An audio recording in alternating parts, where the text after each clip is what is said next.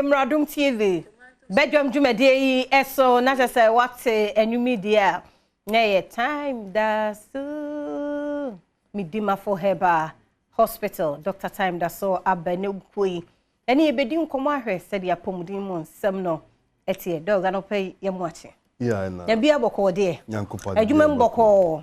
Bia ekoye. Ekoye papa. Bottles na ba coupons no mu nya. Oh, yes, I see on the first no. Na enkrofo emini. Okay. Pa say can won beje. Oh. And I think say manim na obi age coupon mako 5. Hey, any I can yes, and I just to say enkrofo emini say on beje can akọ. Yes, and ye catch obi asa onyere ne ho said ebeya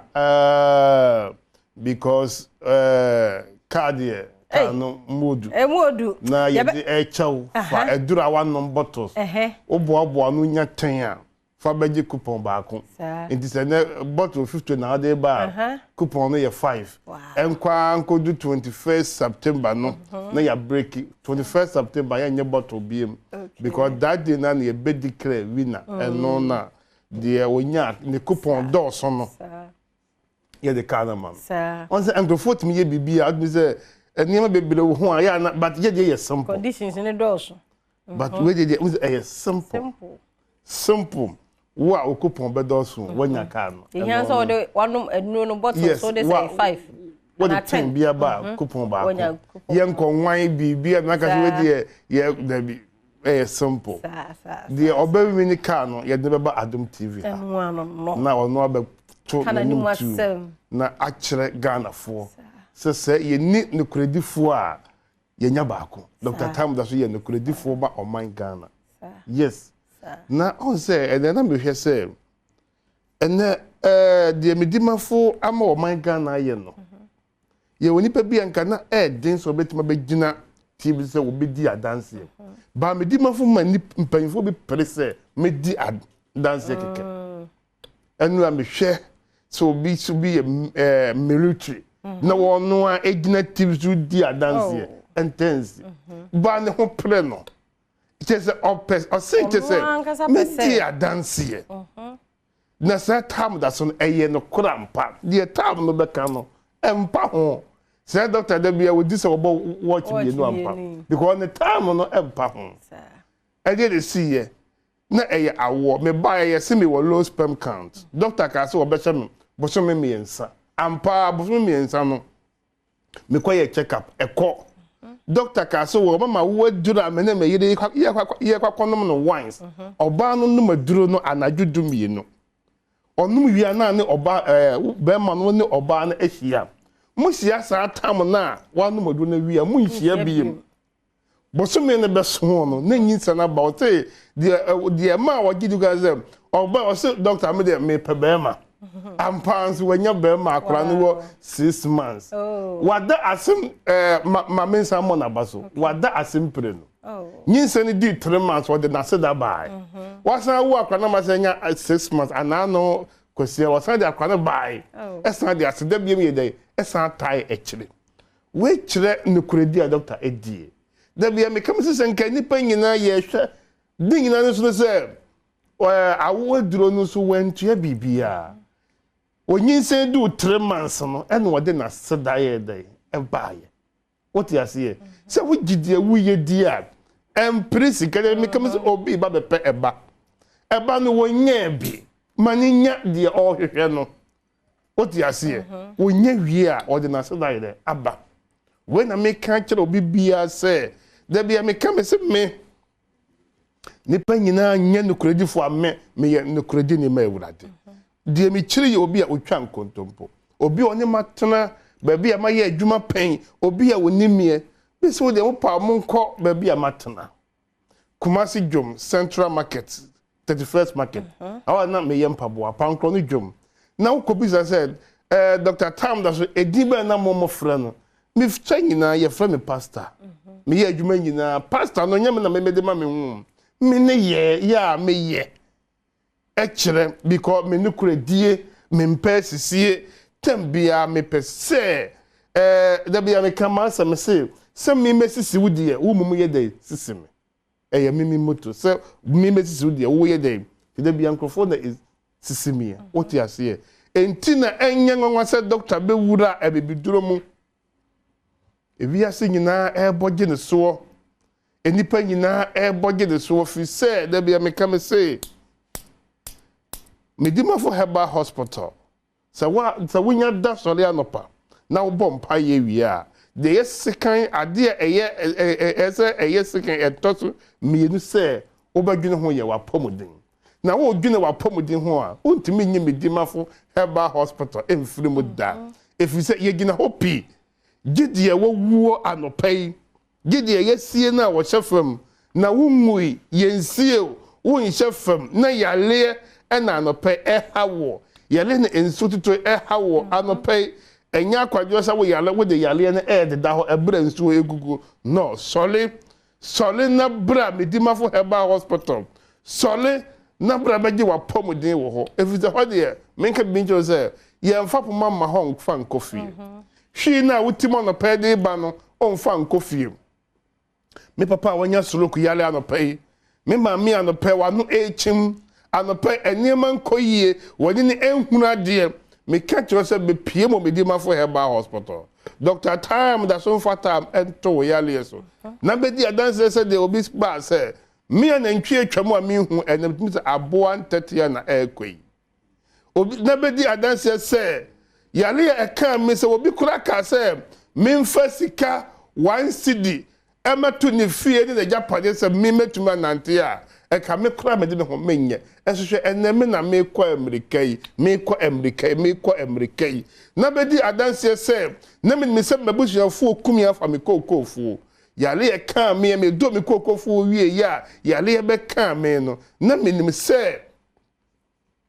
bia mabusuafo na ekumia na ya fa me kokofu say na me nim say enia hini hama ewo Medimafo Herbal Hospital ha ebetumi asame yale say di pa be yale obehu ba bia duro wo no na wakeka nsem hunu na wakeka ensem anim na wode nani abunima bebre Medimafo Herbal Hospital edine ye Medimafo edine so oyalefo bia Medimafo ne ehwa anopa doctor kasa wi ya me kwakotenase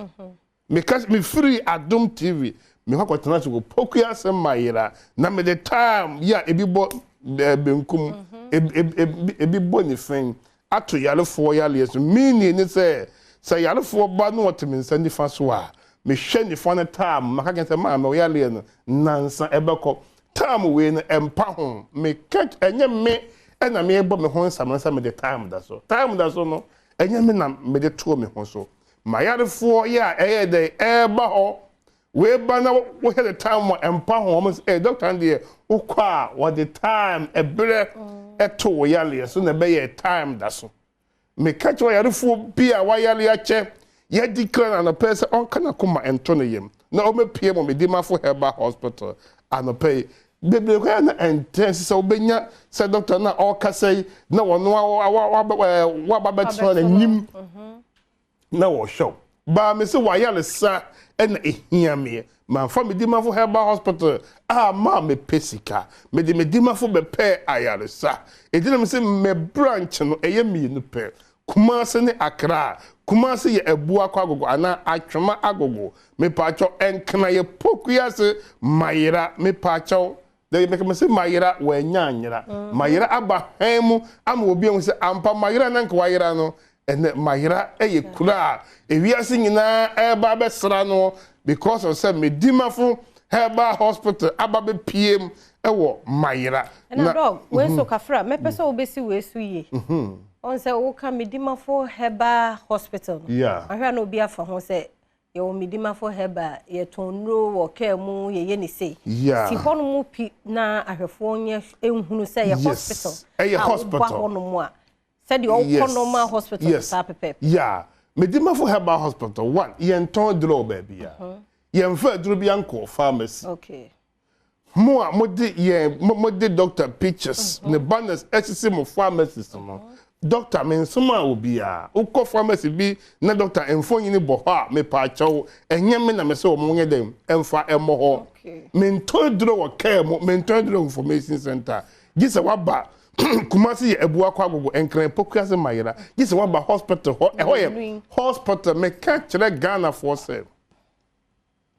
apart from say we yale oba no obetimi ababa ye check up if you say ye wo emfidi a ye de hwe ye de pay yale ekunu enyina bi ye dey e wo Medimafo Herbal Hospital ho enti say wo nyale na fu say wo ba ba ye hwehwe mu wo ni pagam a obetimi abalab bi ye no wo hospital bi ye bi wo ho scan bi ye twa no hospital bi ye twa bi wo ho obetimi ababa ye no wo ho enti ema ho bi mfata ya akora na wo wai ebra Medimafo ye nto aduro wo kan mu ye nto aduro information center ye mfa aduro enkogu pharmacy bi sa wo peye ni bi agise wa ba kuma se ebu akwa agogo anasa pokuya se mayela oba na oba wa ba je card na wa ba consulting ya kura hawo na twasa wo call lab wako twasa wo twa scan wo twa twasa wo ye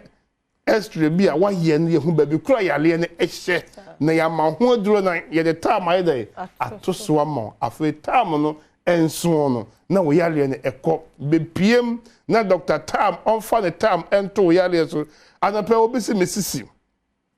machika se me kotodwe me ntumi nante me nasi atatai wonya ka akwanhia wo namu abu wo nsamabu we mu nyina ye entatia case we mu ye entatia case if you say Medimafo Herbal Hospital da bia me kam obisi me kura poma mato atwene enye de adansedi utie Medimafo adanse na ka say na me kura no me kura poma mato atwene enye adansedi wo bia wanya stroke na wontumi nkasa na ye declare say enye yi da bia ya na me wo ade ba ko wo ho a eya me dwene ho a ya na me ntiase ewo ye ne medical doctors no entem etwa say herbal because ye for say obi the emergency case ba Medimafo na me say already ohia oxygen ohia we am mo fa nko komfo anoche mo fa nko kolebu mmala ansana na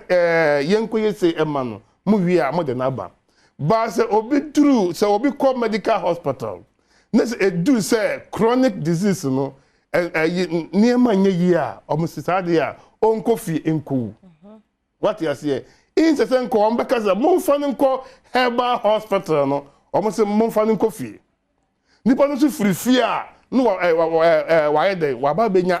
yalesa ewo herbal hospital enti ye ka kire obi bia say wo anopai ye declare hospital bi si kofi na ko wo enkonko wuda wo yaresafo ni ewurade e no de Dr. Tam da so aba da bia meka me se me ma na so da se me ba be ye ebibiduro be bia na me nam na enim na enka ho bi be bia na me nam no because mase enyina na me ye de empaboa ena na me ye ekoton na ma na so ho da ye da se me ba be ye ebibiduro ba me nyankopon na me nam boki na kwan so a o ka kire me ya me koda ewuram 40 days no ono na eka asa memra meye etina Medimafo Herbal Hospital yemfa yale enko emfa nkofie Medimafo Herbal Hospital yentena hwimu emfa enkofie anopai maami a wo hemie papa wo hemie kan wakoma to yem yele ne yese wo bewu no yele ne yese eniema enkoyie ma yese aka wo nansa na otwe ento nenan ento nipa declare wa onyankopon endeclare wate ye wo yale safo bi onyankopon de ne tumi Adom no ya e friend Dr. Tam da so ya Ghana ha owo pokuya se mayera ebu akwa agogo kumase se onya beduru ho de bia meka e kire obi a o hwemie se o yarefo a wo hwemie me hia wo gidie se me gidi se me ko Tam da so a me ho beto me fa sa gidie de nyehwe de me hia furu ho ye ba ko pe wo wana montu de me hia furu no pe e ye ba ko pe se wo betu na mo fi de wo tie na waba beduru Medimafo Herbal Hospital na wonya beduru ho pe na wo na wo se wo yale no wonni wabusuafo na nta mode yale no sika kura chedia ebeti wani so wo Medimafo Herbal Hospital everything ho na yale nyina last stop oduru Medimafo a wankasa oduru ho a de ya na ekum se yale fo oduru ho na o ba bia ne tie ne ya na so ye ne ya nani onhuna die unya beduru hospital ha de bebre kan say eh me ba se na enema na eye me no me du ha na me ntiwiem and the idea come okra no me ba se na me yem esi ye me ya no me duru ha me ntibiem me ba na me ne enhuna de enso me wura hospital ha pe me na me foro course me ba na me ntumi nante afa me duru ha no me tumi nante san eti kire se Odimafo bi wo Medimafo Herbal Hospital. Boa, do me no be. Odimafo bi e wo Medimafo Herbal Hospital. Ento yalefo bi a Odimafo eye ho a. Ye numbers ye didi djuma no 0245 449592. 0245 449592. And 0500 727215. 0500727215 and 0244 774282 0244 774282 Medimafo Herbal Hospital. For Doctor CCA na the house so boss one maso na one no edin commission so no na won no bottles no and two keep it unya tenor. Na de akwa kwajo coupon say 5 coupon 5 sa ko si say 21st September ye ne birthday o de ka chenchirenche ka TV money anwa che na so anya kwan wo sa ho yare na wo se nya achede Medimafo Herbal Hospital Dr. Time that so o de be ma onye no nko aka ne de o de be ma na mo anwa ni TV no so de TV na na wo be say 70 TV no that day na you be check 50 TV 50 will Kumasi mobile phone 20 ni na ye Kumasi Accra dey nso ye TV 70 so the mobile phone ma Accra dey no say TV ni 70 and Accra no so ye Kumasi ne kan dey Kumasi ni Accra into bottles no we dey call Kumasi o we dey call Accra o wa ubenya no dog ye fancy ya da say papa no so say Franco Trading Enterprise phones papa fie ene honti ene doctor wasumu a ko Franco ne kwaje phone so say no oto Franco meton wo you too mo yamishira Franco Trading Enterprise phone acheyi ne nioma ye papa mo dan 2021 no to show ho and so was baby anya